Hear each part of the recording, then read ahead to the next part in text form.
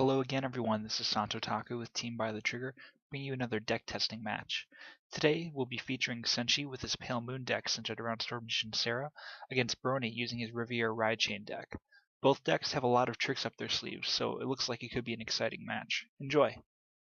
Alright, let's get the match started here. On the right we have Brony with his Riviera deck, and on the left we have Senshi using his Pale Moon Sword Dancer Sarah deck, Sword Magician Sarah deck. Brony rides into Perla before passing over to Senshi. Senshi will go into his Dark Metal Bicorn, which will attack for a solid 13k. There's not much that can be done to guard that. 10k shield would be vulnerable to a trigger here, so let's see how gutsy Brony is feeling. He does let it pass. There is no trigger though. Brony will take a damage. It is a critical trigger, but it does go to waste because there are no more attacks this turn. So it's Brony's go. He drew for turn, and he's now deciding who he wants to ride here.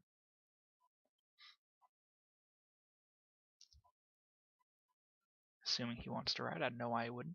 And there we go, there's his Super Idol Riviere, which is very good in this situation, because if he does get the grade 3, he will be an 11k instead of a 10k. And he gets a critical trigger very early in the match, so that will hit Senshi, and it snipes out 2 triggers, so that's going to be key here. He gains the damage lead, and he also gets 2 triggers out of Senshi's deck. Senshi's turn, he will ride the Mirror Demon. Not necessarily the ideal play, but it's always a good card to have in the Soul. The Soul acts so much like a toolbox in a Pale Moon deck, so it's going to be really good to have there. And this will be another 13k against a 9k. And Brony does not block. Senshi gets a purple trapezist instead of a trigger. Brony gets a draw trigger. So a lot of advantage being generated for Brony very early in the game. He missed his ride chain, but that draw trigger did help to compensate a bit. Brony will ride into his top idol Riviere, which will be an 11k because Super Idol is in the Soul. But because there is no grade 1, he didn't get to draw cards. He gets a Super Idol, Mermaid idol to boost his rearguard top idol. So now let's see, we have a 15 on 8 over here. Senshi will decide not to guard because it is early, but there is another crit trigger and a Girls Rock Rio. So 2 more damage straight to Senshi. Senshi does get a defensive critical trigger, which will help to try and alleviate some of the pressure that's being pushed here. But we have a 23k against a 13k. And a 10k will block. Alright. Senshi will draw. And it's his turn to ride to grade 3. And it looks like he's going to decide on his Sword Magician Sarah. So that's perfect. That's exactly what he wants to be riding in this case. He has a somewhat limited soul right now because it is sort of early in the game. And he calls a Midnight Invader, which is really good here because his opponent is an 11k, so it will be able to hit on its own at 12. And he calls a Dancing Princess of the Night Skies. That's a really good call here.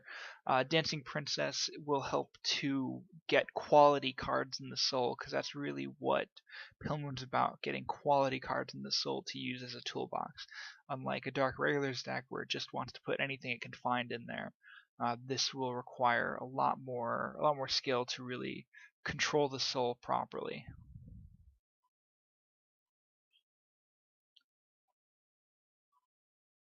Unfortunately, that Dancing Princess will not be able to hit anything by itself, so he will need a booster here. Checking his soul once more, maybe there's something good in there. There is always, of course, the purple trapezes he just put in there would be a good choice if he wants to switch with Girl Who Crosses the Gap.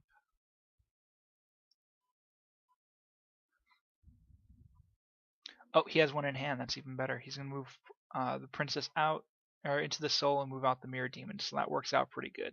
It's not hitting a magic number, but it's going to force a block either way. It's going to be 14, not an 11 or a 10, and there's a 10k shield. And here's an 18 due to Sarah's ability.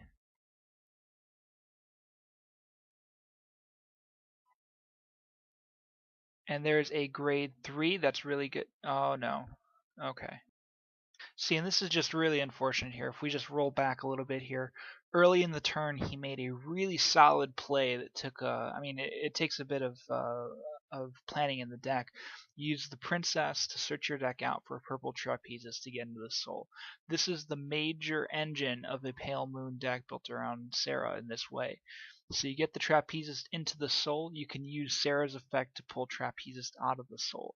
So earlier in the turn, he was able to get trapezist into the soul, which he had not been able to so far. And I mean, he did get one to hand earlier. It looks like he has one in the damage zone. So this one that he put into the soul was the last one, one or two he has left in the deck to even work with. So not making use of it is really just a waste and a missed opportunity. So right there it goes into the soul. And let's go back to see that drive check again here. And we'll see what he missed. Alright, here we go. So he drive checks that grade 3 right there. So what he could have done here, he decided not to use the effect. He could have moved in his Midnight Invader. After that, he could have pulled out the purple trapezist in the soul charged the triple trapezist that's in the remaining rearguard column, and brought out Invader. And it's really unfortunate to see a misplay like that, but we will get to see here Midnight Invader will attack and be able to get over the 11k wall that is Riviere with a 12k attack. Could have been 18k, but either way it was probably didn't get blocked. And there's a Drive Quartet bubbling over there to block the attack with a 5k shield. It is now Brony's turn. He will call out Girls Rock Rio, and he will call, looks like, Drive Quartet Shuplu and Drive Quartet Bublin. Getting that synergy bonus, Shuplu will be a 7k. Bublin is still a 4k, but this is a 15k column, and across the board, each of his columns is at least hitting the 15k magic number, which is all it needs to be versus Sarah over here. And it looks like Senshi is deciding whether or not to block. He really does not have a lot of opportunity to take damage here. Not very much wiggle room. He puts down 15k, which would be 2 to pass. Only one trigger shows up here. Brony decides to put it on Girls Rock Rio, creating a 20k column. And then he will attack with Riviere at 17k. And it looks like he is actually going to be going for the Mirror Demon this time around. It would still require 10k shield either way, but I guess he is a little bit afraid of that effect. Because it does have a solid target out of Girls Rock Rio now. It will hit the 10k guard number. And Senshi is deciding whether or not he wants to protect it.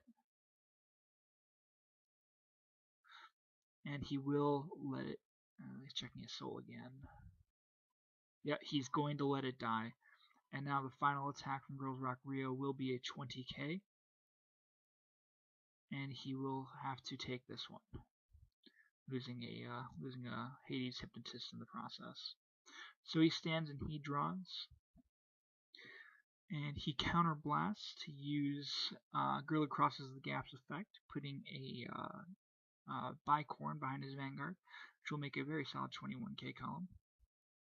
He calls out another Sword Magician Sarah, which will make a solid 16k column, so he's hitting the magic numbers as well.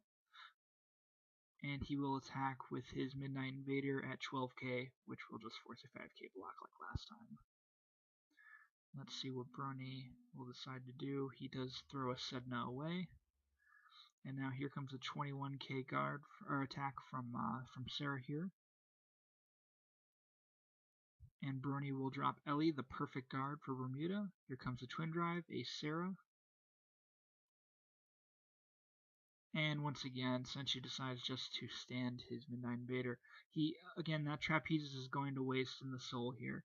He could have brought out the Trapezist, moved in the Bicorn, and brought another 18k column over here. Decides to go for 12. He does get the critical trigger though. This is going to be a 21 once again on the Vanguard with 2 critical. And realistically, despite actually only 1 critical, he put the power on his rear guard, Midnight Invader. So the attack's just absorbed. And now it is Brony's turn. He stood and he drew for turn. He's just going to go straight for the attack. This is a 15k.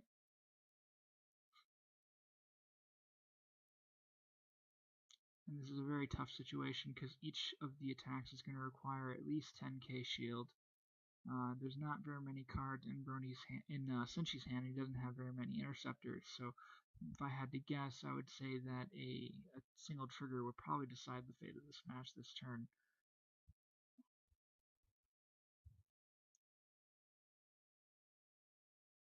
And he puts down 20k to block it, so that will be a 2 to pass. He does get, Brony does get the heal trigger, which will not go off because he's ahead on damage.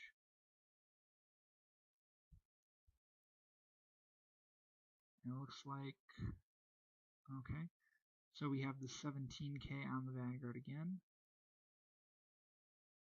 Looks like Senshi still feels like he's in this game. He does guard that attack, but here comes the 20k. And there goes the match.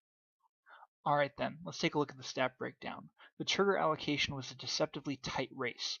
When you take a closer look though, Brony had 4 triggers on offensive, 2 of them crit, 2 of them heals, which is as many triggers as Senshi pulled the entire game. Senshi did receive 1 more trigger on the defensive than Brony did, but only one of them came at a point in the game where the additional power helped to relieve the pressure of Brony's assault. Moving on, Brony was the only player to use a Sentinel this game, but it proved effective, allowing him to walk away with only 4 damage. Both Brony and Senshi were able to create decent power columns. Brony via beefing up his rearguard Riviere with a trigger, Senshi through the raw power of Sarah boosted by a bicorn. Nonetheless, both players were able to beef up a unit to the 3rd tier of blocking. In the end, the Bermuda Triangle's efficiency and some real unfortunate misplay on Pale Moon's side of the table leads to a win for Brony and the Bermuda Triangle clan. As always, thank you all for watching. Please like, favorite, and subscribe as you see fit. Don't forget to check out our blog. You can find the link in the description below. This is Santo Taku with Team by the Trigger. Until next time.